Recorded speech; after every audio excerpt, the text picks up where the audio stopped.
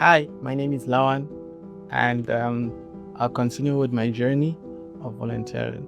So, last time I spoke about how I went to Goza and volunteered, and today I will tell you the next phase of my volunteering, and I hope you'll enjoy.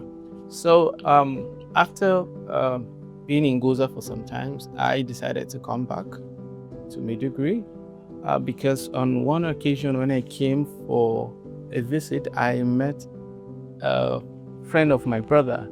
His name is Ibrahim Liadi. So we got into conversation, and then I think he had a little about my volunteering journey, and he started telling me about what he was doing currently. He started an NGO called Ibrahim Youth Foundation, and then they were trying to see how they could help people in Maiduguri, across the IDPs in Maiduguri at that time.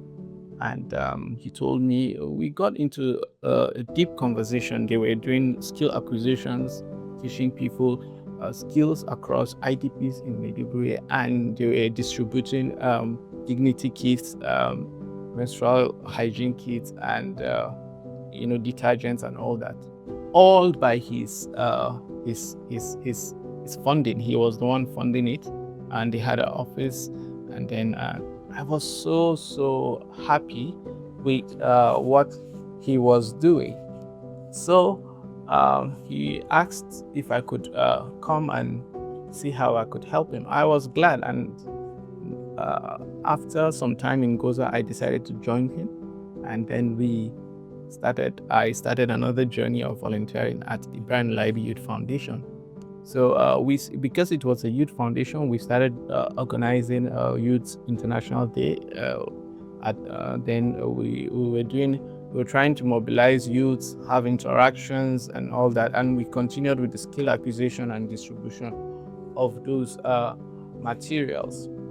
So one day, Ibrahim, we had a meeting, and because Ibrahim had one staff and all of us were volunteering, Ibrahim came up with an idea, and he was like, how can we reach adolescent girls?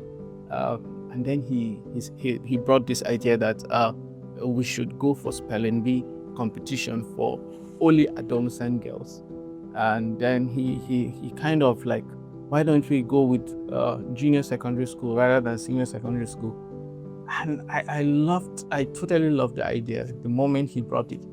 And he was someone who understood how to captivate youth and encourage them. And he was like, these girls, why don't we do it inside the University of Maiduguri, so that when they come to University of Maiduguri, they will see school, they will see the campuses and all that, so that it will kind of encourage them to really pursue higher education.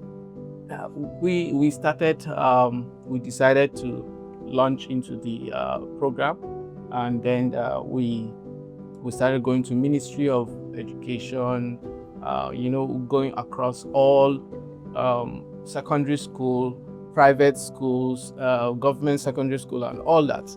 We wrote letters, went and did everything that is necessary, all the due diligence.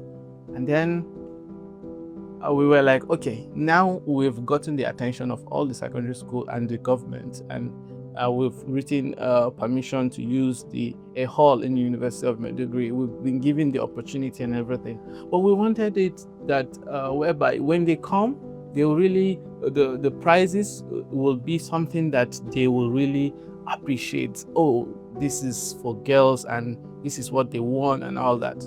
So we were like, okay, the first prize should have $1 million, the second should have 350, and third should have 150. And we were like, okay. And he was like, and every school that won first, second, third should have a computer.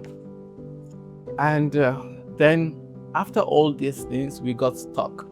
I'm sharing this because I want you to know how important some people are and how they can go all out to help others. And then we got stuck because of funding. And then I remember one day, after we got stuck because of the funding, because of the computer and the prizes, one day I was working in the evening, and I remembered something just sparked on me, and I'm like, okay, why don't we reach out to Northeast Development Commission so that they could see how they could help us. Immediately, I called Ibrahim and I told him, oh, bro, what about going to this commission and see how they can support us, since this is a very great initiative. And lo and behold, NSDC was there for us. They supported us. They provided the computers, they provided the prizes, 500,000, second, 350, third, 150. And Save the Children supported us with writing materials for the student and all that. It was, and then of course my friend supported with the refreshment and the logistic all by himself. It was really a great thing. We did the event. It was an amazing thing. The girls really loved it, and how I wish it will continue to some degree of, not just junior secondary school, but also for the males. Ibrahim is someone I look up to, and I really want people to emulate him, and I do emulate him. Ibrahim was from Katsina State. In fact, he's not from Borno, but he decided to provide all his resources and all that. He was a pure businessman, and a time came that the organization kind of closed. Then I moved next to a very prominent woman in the city of Maiduguri. Her name is Comrade Lucy, and I volunteered at her place also at a wing. I volunteered for like 4 or 5 months with her as livelihood assistant, and then from there, that was my end of journey to my volunteering, because I got a job. So you may be asking, why am I talking about my journey of volunteering and all that? All right, the reason is because I want people to understand the power of volunteering, and I want people to understand there are a lot of people today in society who want to help others, that their stories have never been told.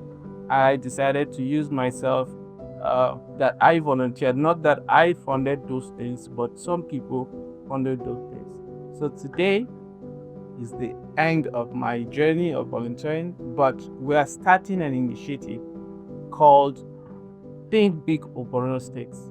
This is an initiative whereby we are going to go out and interview and hear the stories of heroes of Borno State that have volunteered, that have provided their resources, that have decided to do 1 or 2 things that will bring development to the city of Borno State. So stay tuned, and then we will unveil Think Big for Borno State.